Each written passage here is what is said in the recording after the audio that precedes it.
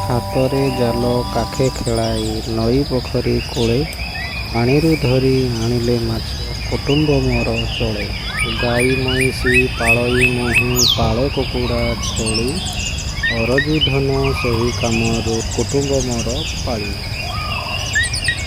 ବୁଲାଇ ଚକ ଚଳାଇ ହାତ ମାଟି ପିଣ୍ଡୁଳା ପରେ ହାଣ୍ଡି କଲମ ମାଠିଆ ଘଡ଼ି ଗଢ଼ଇ ମଉଜରେ।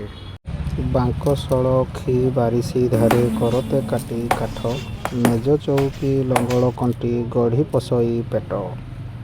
ଭାଟିରେ ମୋର ତାତିଲା ଲୁହା ହାତୁଡ଼ି ମାଡ଼ ଖାଏ ଦା କଟୁରୀ କୋଦାଳ ପଡ଼ି ମହିଁ ଜଗାଇ ଦିଏ। ଚଳାଇ ତନ୍ତ କରି ନିହତ ବୁଣେ କପଡ଼ା ଥାନ ଲୁଗା ଗାମୁଛା ଶାଢ଼ୀ ଜଗାଇ ମେଣ୍ଟାଏ ଗୁଜୁରାଣ।